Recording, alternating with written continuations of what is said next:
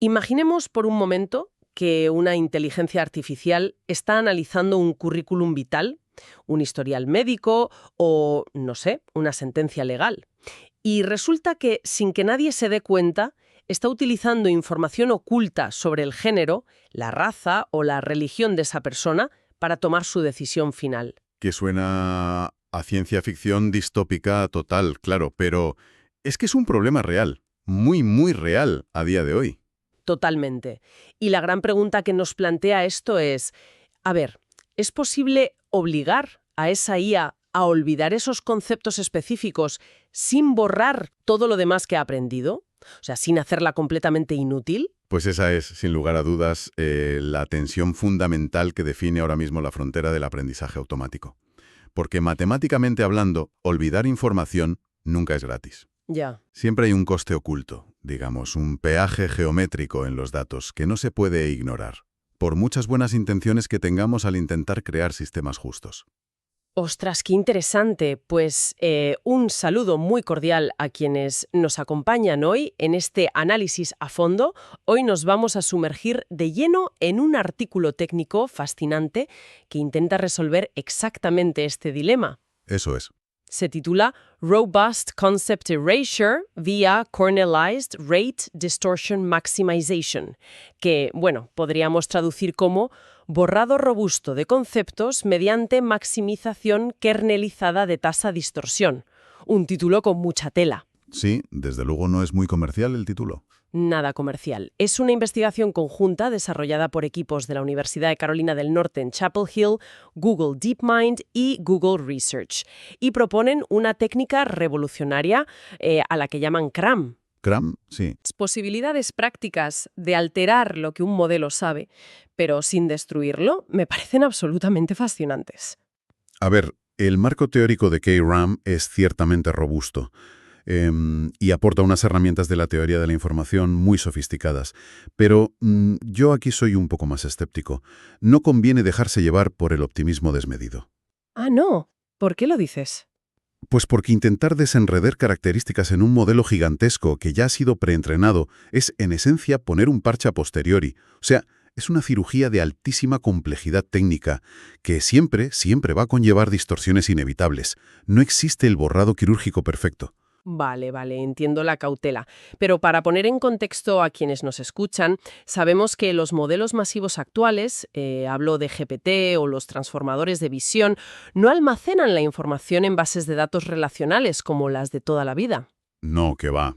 Operan en espacios latentes inmensos. Utilizan lo que llamamos representaciones distribuidas. Exacto, donde los conceptos están definidos por vectores de miles de dimensiones. Y el problema de fondo que motiva toda esta investigación es precisamente el entrelazamiento de esos vectores, ¿verdad? Eso es. El entrelazamiento es la clave de todo el lío. En esos espacios de tan alta dimensionalidad, las variables no son ortogonales ni independientes. Claro, o sea que el tema de un texto comparte el mismo vecindario matemático que, no sé, la demografía del autor. Efectivamente, si una red neuronal analiza un texto para determinar si una reseña de un restaurante es positiva o negativa, las palabras que usa esa persona también codifican sutilmente su dialecto, su edad o su nivel socioeconómico. Y el modelo se aprovecha de eso. Totalmente. El modelo aprende a usar cualquier atajo estadístico que tenga a mano para minimizar su error de predicción. Es muy vago en ese sentido. Y el gran reto corporativo, industrial, es que la mayoría de las empresas no tienen acceso a los pesos internos de estos modelos para arreglarlo, ¿no? Claro, operan a través de APIs comerciales. Tienen los parámetros completamente congelados. No pueden reentrenar nada. Lógico, porque reentrenar un modelo con miles de millones de parámetros cuesta decenas de millones de euros. No puedes pulsar un botón y empezar de cero cada vez que descubres un sesgo. Imposible. A ver si te gusta esta analogía. Es como si alguien hubiera horneado un bizcocho con harina, azúcar, mantequilla y huevos.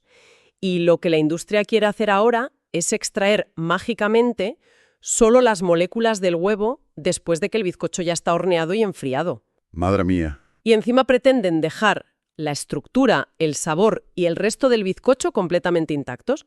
A ver, la analogía del bizcocho es muy visual, pero creo que subestima la dificultad real del problema matemático.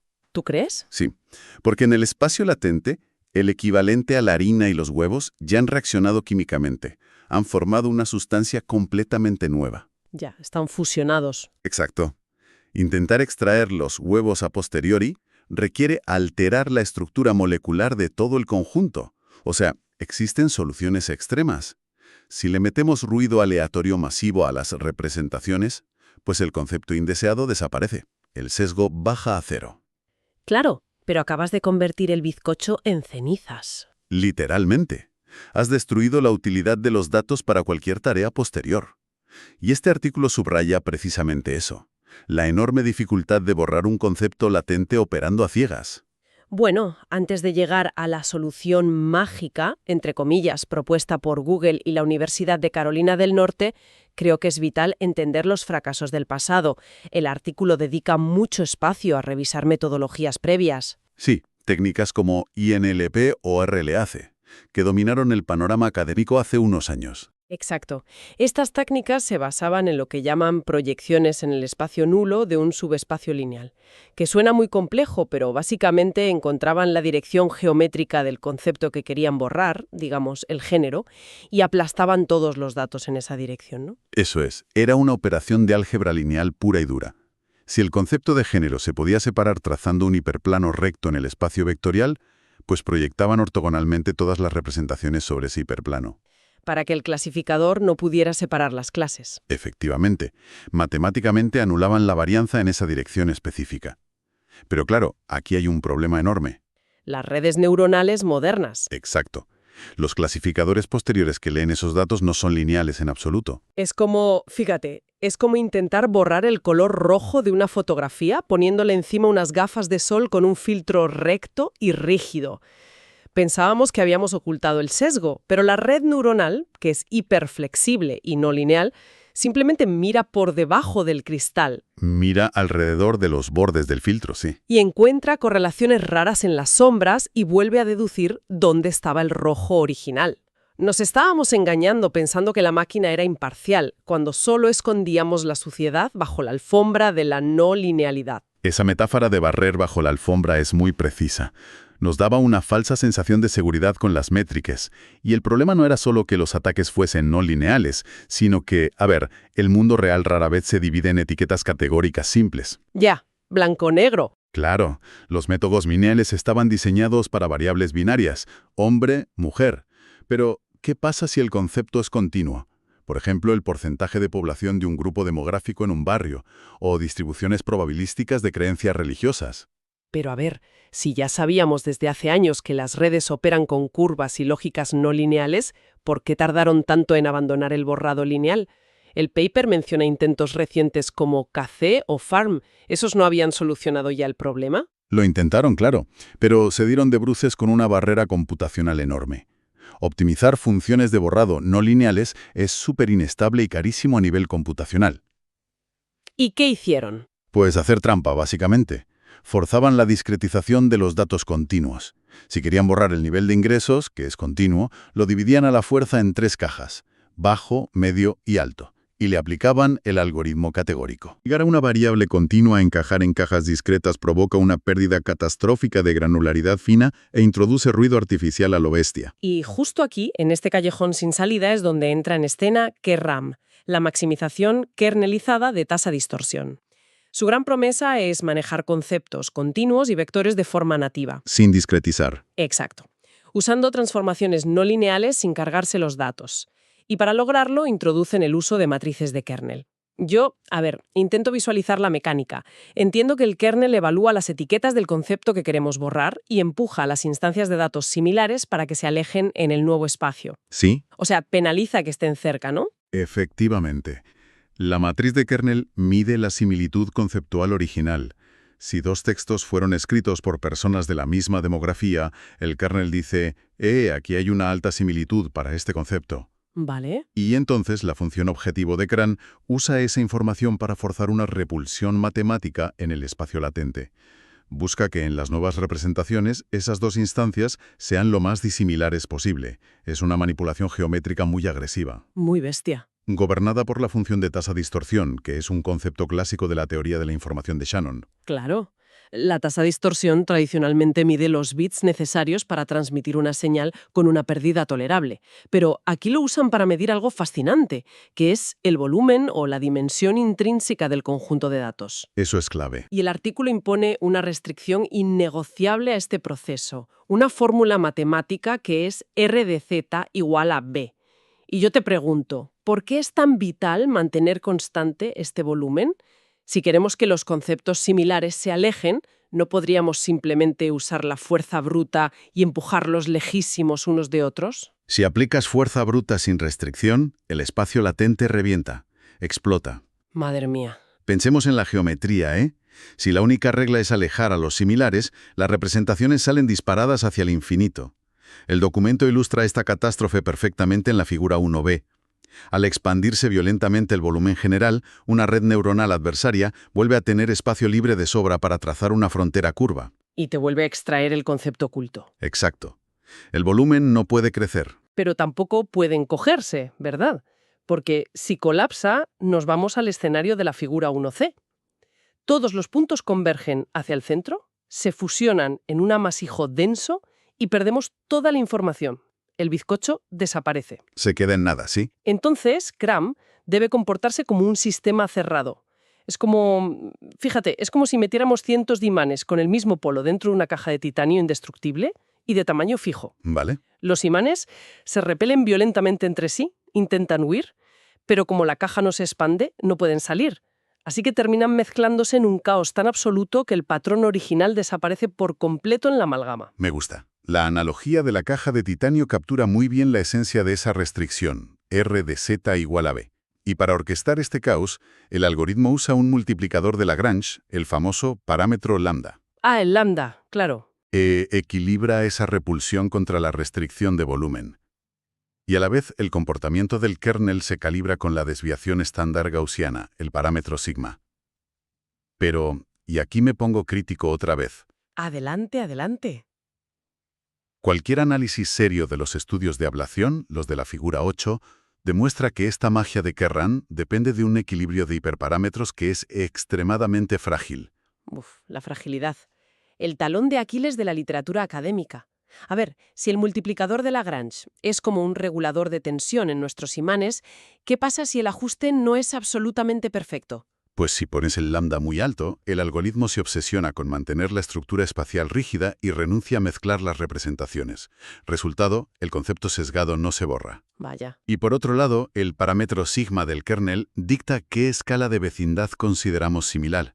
Si te desvíes un poco en el sigma, el algoritmo empuja los puntos equivocados y te arruina tanto el borrado como la utilidad de la representación entera. O sea que Kerrán requiere una sintonización artesanal para cada maldito conjunto de datos.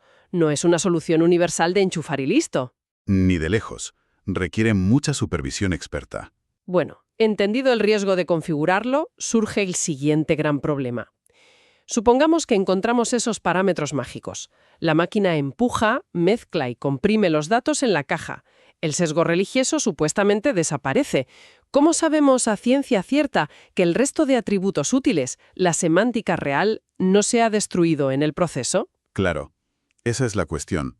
Los propios autores admiten que mirar solo si el modelo rinde bien en una tarea posterior es hacerse trampas al solitario. Sí, la típica tarea proxy. Confiar en una única tarea proxy no te garantiza que la representación siga siendo rica y versátil para tareas que no habías previsto. Y antes usaban estimadores de información mutua para esto, ¿no? Los métodos MINE o Infonance, para medir cuánta información original sobrevivía. Sí, pero hay un consenso creciente de que esos estimadores de información mutua fracasan estrepitosamente en espacios latentes de alta dimensión. Claro, cuando pasas de 3 dimensiones a vectores de 3000 dimensiones, la matemática de la probabilidad conjunta revienta. Se pierde la señal en el ruido, y para saltar este muro matemático, CRAM introduce una métrica alternativa, la puntuación de alineación A sub k. Eso es. Yo lo entiendo así. A ver, el algoritmo mira una representación, cuenta quiénes son sus cabecinos más cercanos en el espacio original y luego comprueba cuántos de esos mismos vecinos siguen estando cerca después del trauma del borrado. Correcto. Usualmente miran el solapamiento del 50% de los vecinos originales. Mide si la estructura local resiste la perturbación. Para visualizarlo sin fórmulas, imagina que te obligan a mudarte de ciudad de la noche a la mañana. Vale. Si llegas a la nueva ciudad, abres la puerta y ves que sigues rodeado de tu mismo grupo de amigos íntimos, colegas y vecinos. Tu estructura social básica sigue intacta, aunque tus coordenadas geográficas hayan cambiado radicalmente. Es un buen ejemplo. Pues así es como en la sub-K compruebas si la semántica sobrevivió a Cram. Y ojo, en los experimentos sintéticos lograron una correlación de Pearson brutal, casi de 0,99, con la precisión en las tareas posteriores. Sí, es un indicador muy potente de preservación local, indudablemente. Pero, y aquí es donde debemos ser implacables con los resultados del artículo. Uy, a ver. Si miras con lupa la tabla 2, donde aplican esta métrica al conjunto de datos GLOVE, que son incrustaciones de palabras clásicas, salta a la vista un contraste perturbador que te cuestiona todo el artículo. ¡Ostras! La tabla 2. ¿Es verdad? Es fascinante. Resulta que los métodos de borrado lineal más antiguos, los que eran supuestamente peores, obtienen una alineación de 0,93. Mantienen la estructura social de las palabras casi perfecta. Sí, Pero aplicas Karam, que es el pináculo de la sofisticación diseñada explícitamente para retener información, y la puntuación se desploma a 0,65. ¿Por qué? Si Karam es tan avanzado, ¿por qué causa tantísimo daño colateral en comparación con un método de hace 4 años? pues fíjate, ese aparente fracaso refleja el corolario matemático más crudo del artículo. El método lineal saca un 0,93 precisamente porque no borra el concepto frente a ataques no lineales. Ah, claro. Opera como un bisturí superfino. Corta una única dirección recta y deja todo lo demás intacto. La estructura vecinal sobrevive, pero el sesgo sigue ahí escondido en las curvas. Escondido bajo la alfombra. Exacto. Pero Karam no es un bisturí. Karam es una batidora topológica. Para asegurar matemáticamente que nadie recupere el concepto, Karam está forzado a deformar el espacio local de manera drástica. O sea, el borrado perfecto e irrecuperable conlleva inevitablemente la destrucción de la topología original.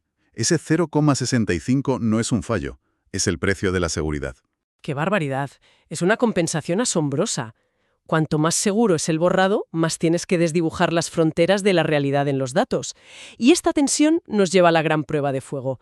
¿Qué pasa cuando sacamos a Cram del laboratorio estéril y lo enfrentamos a bases de datos del mundo real? Pues el artículo despliega una batería de pruebas muy diversas.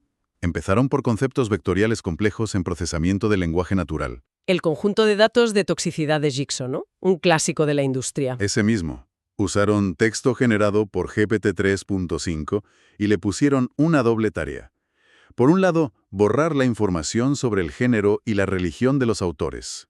Y por otro, mantener la capacidad de detectar lenguaje tóxico o de odio con precisión, que es crítico en moderación de contenido. Crítico, sí. Y los resultados muestran que Cram aguantó el tipo de forma formidable. La precisión en clasificación de toxicidad apenas cayó. Pasó de un 93,2 a un 92,1%. Nada, un punto. Y el atacante quedó ciego. El error cuadrático medio, el MSE, para adivinar la religión del autor, se disparó. Además, la métrica de equidad, la paridad demográfica global o delta GDP, mejoró un montón. Un desempeño destacable para texto, desde luego. Y luego subieron el nivel de dificultad con conceptos estrictamente continuos. Usaron el conjunto de datos UCI Crimes, Donde el objetivo es predecir la tasa de criminalidad de un vecindario, pero exigiendo que el modelo olvide por completo el ratio exacto de población afroamericana. y aquí Cram redujo la discrepancia de paridad demográfica prácticamente a cero, un nivel de equidad matemática casi absoluto en una variable continua sin tener que hacer discretizaciones forzadas. Eso es un hito de manipulación masiva. Pero oye, si nos vamos al dominio visual, a los píxeles, surgen dinámicas totalmente contraintuitivas. Probaron Cram en imágenes de Celeba para predecir atractivo borrando la variable llevar maquillaje. Sí, Y luego el experimento de Colored MNIST, que te confieso que me voló la cabeza por las implicaciones que tiene en generalización. es que el de Colored MNST ilustra perfectamente el gran problema de las correlaciones espurias.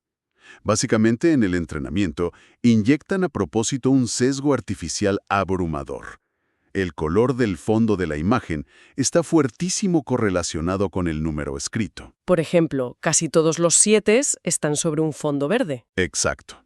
Pero luego, en los datos de prueba que evalúan la realidad, quitan esa correlación. Y claro, las redes neuronales, que decíamos que son unas vagas, en lugar de gastar poder en aprender a leer los bordes del 7, encuentran el atajo. Dicen, si hay píxeles verdes en el fondo, digo que es un 7 y a correr. Se vuelven adictas al atajo, totalmente. Así que, al enfrentarse a los datos de prueba sin esa muleta verde, la precisión del modelo tradicional se hundía a un miserable 79,9%. Pero atención a la magia. Usaron CRAM para obligar al modelo a olvidar el concepto color de fondo. Y la precisión real subió espectacularmente al 87,1%. Mejoró muchísimo, sí. Eliminar información, cegar al modelo, hizo que fuera sustancialmente más inteligente. Porque al quitarle el atajo tramposo, no le quedó más remedio que aprender las formas reales de los números. Es brillante. Es un fenómeno de regularización fascinante, te lo compro. Sin embargo, un investigador prudente le pondría un asterisco gigante a esta extrapolación. Ya me vas a pinchar el globo. Es que borrar un bloque de color uniforme en una cuadrícula de 28 por 28 píxeles es un desafío topológicamente trivial. No puedes compararlo con intentar desenredar constructos sociológicos milenarios como el sesgo de género, incrustados en un modelo de miles de millones de parámetros. Ya, es verdad que MNIST es casi un juguete. Claro. CRAM mejora la generalización en problemas de juguete, pero en espacios textuales hipercomplejos, la destrucción de la métrica A sub k que vimos antes confirma que se pierde muchísima información semántica vital. Los propios autores cierran el paper con una advertencia severísima. Que borrar matemáticamente un concepto latente no garantiza bajo ningún concepto la equidad sistémica en el mundo real. No es un remedio milagroso que exima a las empresas de hacer su trabajo ético y estructural. En absoluto. O sea, las métricas de paridad demográfica pueden dar un cero perfecto en el laboratorio, pero si un modelo de riesgo crediticio usa históricos de códigos postales que reflejan décadas de segregación urbanística, el sesgo va a encontrar un camino a través de otras variables que el kernel ni se olió. Va a filtrarse igual. Seguro. La mitigación del sesgo exige evaluaciones de riesgo sistémico caso por caso. El álgebra pura no puede resolver problemas sociopolíticos profundos por sí sola. Pues qué exploración tan reveladora hemos hecho para recopilar la inmensa cantidad de terreno que hemos cubierto hoy, porque, madre mía, hemos profundizado en la crisis técnica de operar sobre modelos masivos congelados que son cajas negras, y la necesidad de auditar sus representaciones distribuidas. Eso es. Hemos visto cómo los métodos lineales antiguos eran meros espejismos y cómo CRAM rompe esos moldes usando la maximización de la tasa distorsión con kernels para forzar esa repulsión en el espacio latente y manejar conceptos continuos y vectoriales. Y también hemos diseccionado el altísimo costo que esto impone sobre la topología, con esa métrica de alineación A sub k. Totalmente. Un avance matemático espectacular, pero con compromisos técnicos ineludibles. Y toda esta inmersión de hoy nos aboca a una paradoja final verdaderamente inquietante para irnos a casa pensando.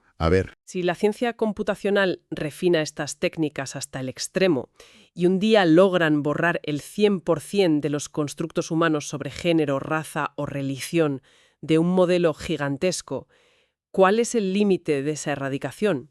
Si le extirpamos a la IA la capacidad de reconocer nuestras diferencias para obligarla a ser justa, ¿no le estamos amputando simultáneamente la capacidad para comprender el contexto histórico, el sufrimiento y los matices del mundo real en el que opera?